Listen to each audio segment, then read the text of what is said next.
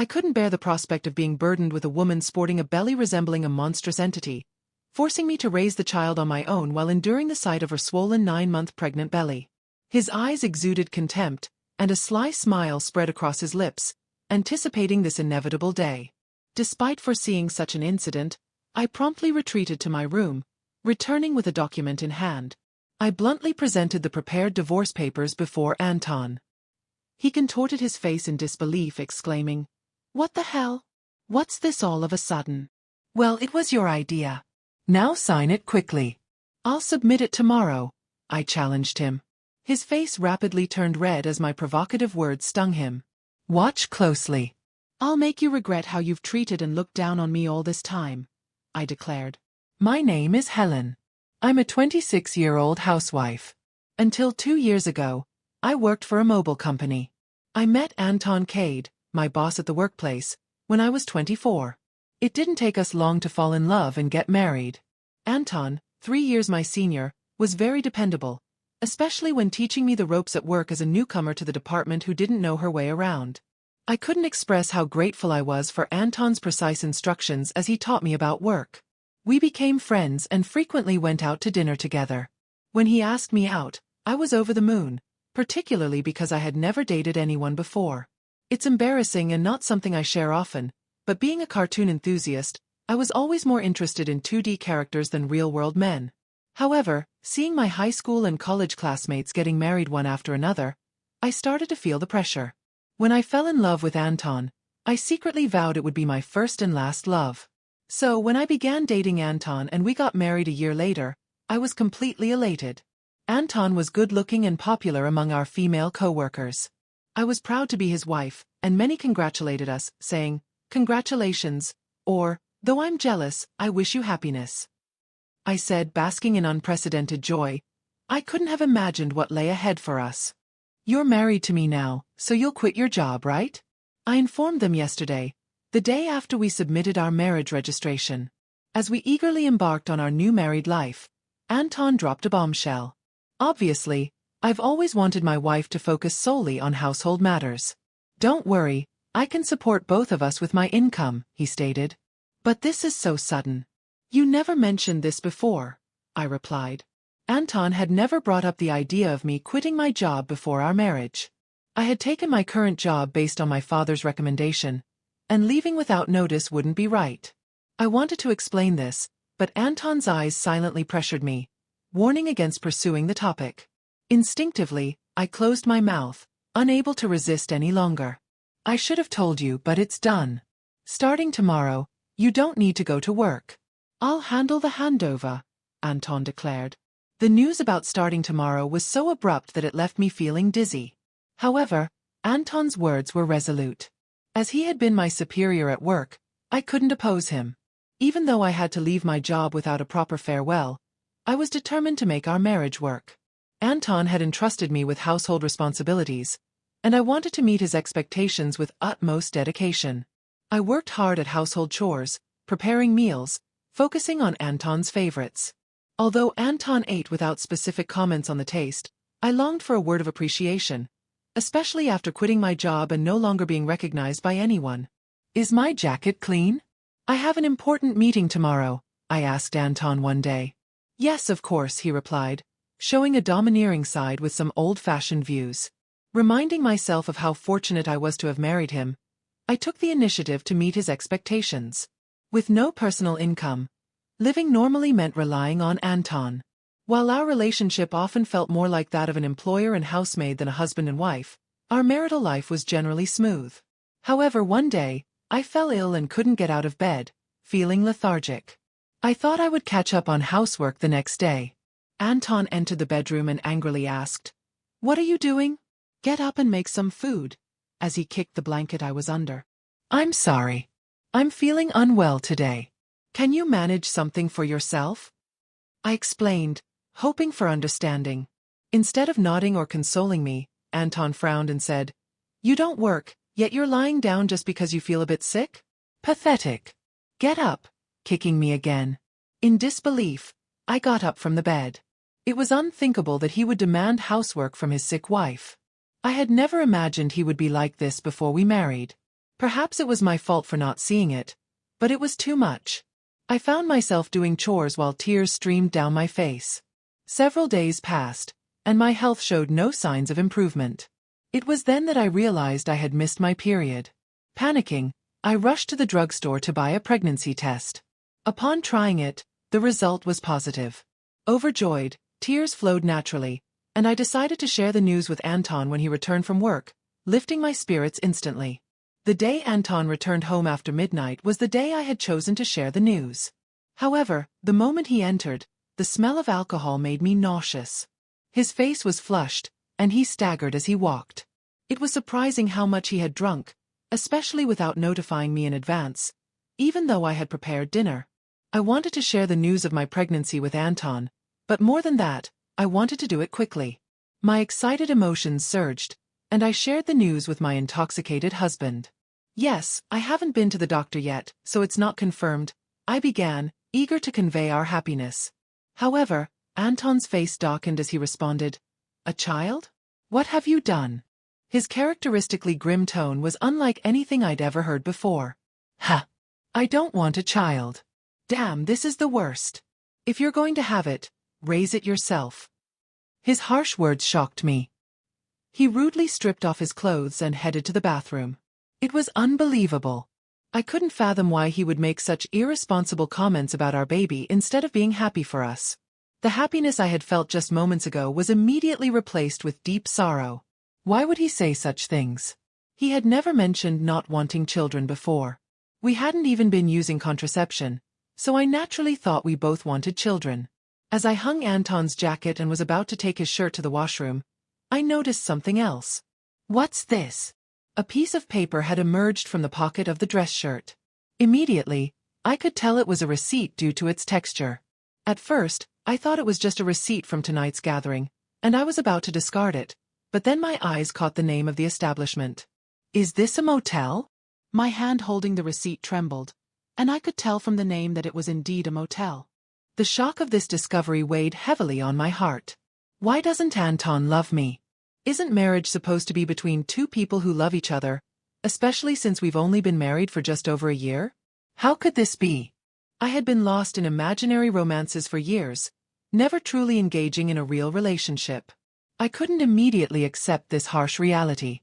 However, the idea of Anton cheating began to make sense, and many pieces fell into place.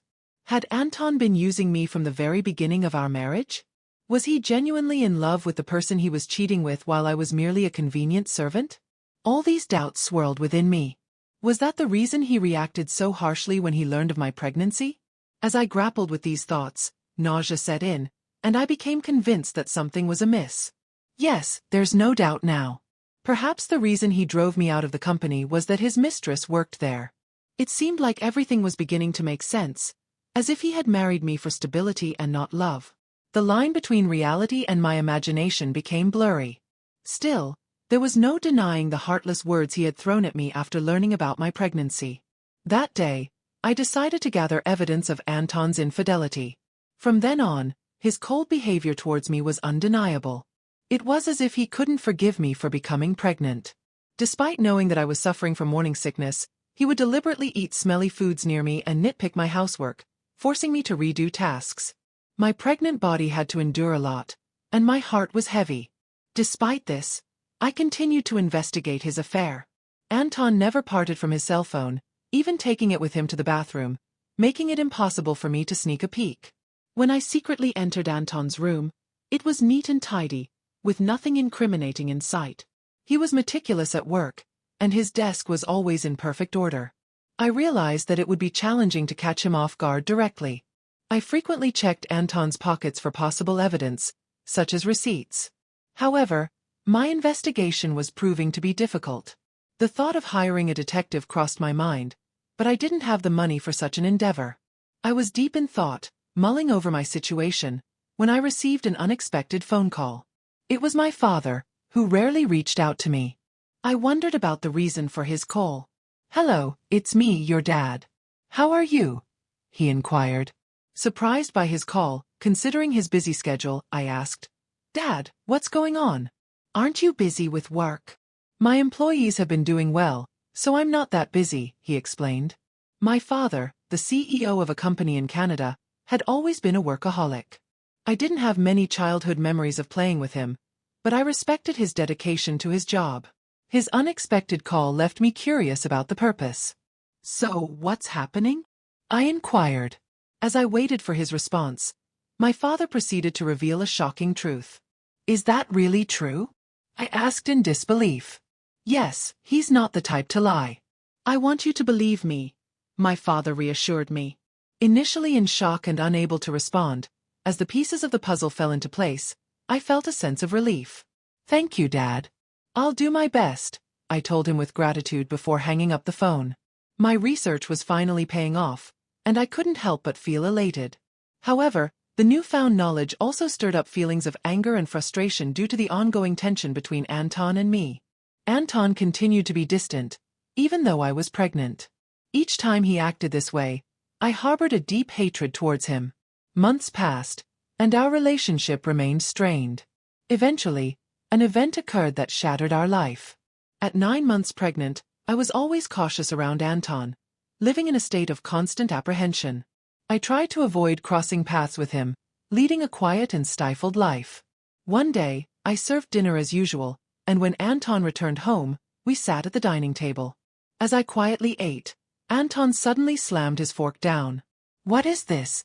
It's tasteless, he exclaimed, throwing the food I had prepared onto the floor. Baffled by his outburst, I tried to comprehend the situation. The anger at having the meal I had cooked discarded before me began to well up inside. I've been contemplating this for some time, but recently you've been complaining about the taste of the meals I prepare, Anton criticized my cooking, stating it was tasteless. While it was true that since becoming pregnant, I had been using less seasoning to make healthier meals for everyone, this was only a temporary measure until the baby's birth. If he found the food bland, he could have simply added some salt himself. Why did he have to throw the meal on the floor? I was about to voice my complaint when Anton sneered and uttered hurtful words. I don't want a woman with a belly like a monster. You have to raise the kid by yourself, he spitefully declared, looking at my swollen belly. His eyes filled with malice, and a vulgar smile stretched across his lips. I had always anticipated that this day might come, even though I had hoped for a different outcome. Swiftly, I went to my room, retrieved a document, and returned to present it to Anton. Fine. Here are the divorce papers, I said, thrusting the prepared documents in front of him. Anton's face twisted in shock as he stammered. What the hell? What's this all of a sudden? Well, it was your idea. Now sign it quickly. I'll submit it tomorrow, I responded. In reality, I had been contemplating divorce since I began suspecting Anton's infidelity. However, with a child on the way, I was unsure if I could support myself if I took that step. But now, I had a different plan in mind. My resolve seemed to have provoked Anton. His face reddened with anger. Just watch. I will make you regret every moment you looked down upon me and controlled me. Do you think you can survive without me? You have a baby to care for, and you'll regret it. My determination unshaken, I responded. I'll be fine. Don't worry about me, I assured Anton. Perhaps irritated by my determination, he snatched the divorce papers and began to fill in the blanks. Here you go. If this is what you wanted, it's yours, he said. Thank you, I responded. Probably, Anton didn't think I would actually submit the divorce papers, as he handed them over without a fuss. The following day, I promptly submitted the divorce papers and left the house. I knew he would be surprised when he returned from work to find out. After that, I moved to my parents' home, primarily due to my father's return to the US from Canada and his suggestion that I stay with them. It was the right decision at the time, as I was fed up with my life with Anton, and I was deeply thankful to my father. I received 3 calls from Anton on the day I left our home, but I ignored all of them. Eventually, he stopped calling. It became clear that I meant very little to Anton. He was probably content with his mistress by now, and I suspected he might even remarry soon. I had decided to move on from Anton, and 6 months had passed. I had a baby who was born safely, and I was now living happily with my parents and the baby. It was while I was enjoying this peaceful life with my family that Anton called again.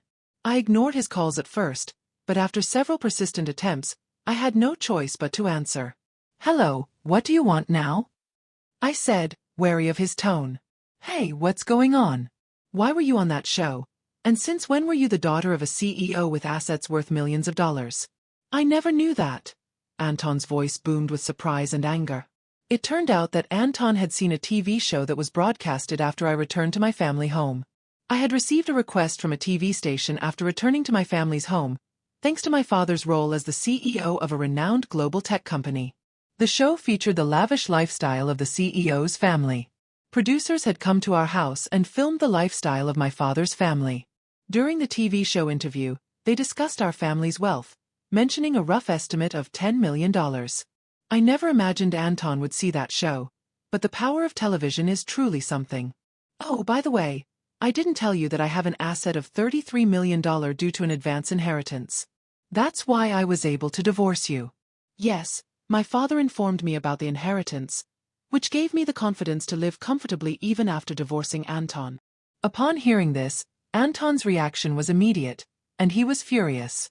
What? That's dirty. Why didn't you tell me about this before? Half of it is mine, right? Give me the money now. I calmly responded, just as I suspected after seeing the show. All you could think of was extorting money from me. Gifts from parents are not included in the property distribution, and are you forgetting your own misdeeds? Anton was puzzled and asked, What are you talking about? I continued, I'm exasperated with your rage, Anton. You called me yourself. You should know you can't blame me for what you did. You cheated, didn't you, with your new wife? And she's a junior from your company, isn't she? You started dating her even before our marriage. Anton was evidently shocked by the information I got from my father. I finally had the upper hand. Did you think I wouldn't find out? My father told me he has many acquaintances in your company, and one of them informed me about your affair. I've never mentioned it, but I'll be demanding child support. Anton, still in denial, protested. Stop kidding. Why should I pay child support? It's all because of you, right? You got pregnant on your own and slacked off with household chores. It's all your fault. Hearing Anton blame me without apologizing for his own mistakes was beyond belief. I couldn't believe I was ever married to someone so lacking in common sense. I truly felt it was the right decision to leave him. Anton, I'm broke. My wife spent all the money I earned, and now I'm drowned in debt. Hearing Anton's pitiful plea, I went from anger to sheer disbelief. I never wanted to deal with such an unreasonable person ever again. With that thought in mind, I firmly gripped my phone. What are you talking about? Do you even realize how ridiculous you sound? I never want to deal with you ever again. I'll have my lawyer handle the matter of child support. Never call me again, and you will not see the child anymore. Goodbye. Hey, wait. After pouring out my emotions, I quickly hung up the phone. Afterwards, I blocked Anton's number and took a deep breath. It's over now, right? I won't get any more calls from Anton. I no longer want him disrupting my peaceful life. Just then, I heard my baby crying from the other room and rushed to soothe the baby. It turned out that he began paying child support every month. As per a former colleague's account, Anton claimed that the woman he remarried was quite a spendthrift, and he had to pay his current living expenses with debts. It seemed that because of these circumstances, Anton had tried to get a share of my inheritance by calling me. However, Anton, who didn't get a penny from me, now had expenses greater than his income. He was struggling, either because he felt things were going south or he couldn't stand being looked down upon by his colleagues. What's more, he stupidly began his job search only after leaving his current company, resulting in being forced into a life of poverty. Hearing this from a colleague didn't move me in the slightest. I thought he deserved all the hardships. The harsh words and cold demeanor he showed me will never fade from my memory. I sincerely hope he gets what he deserves. On the other hand, I'm enjoying parenting with my parents. I think I'll lead a comfortable life without financial worries, but since my father mentioned passing on the company to me, I'm all geared up to work. After all, I am my hard-working father's daughter.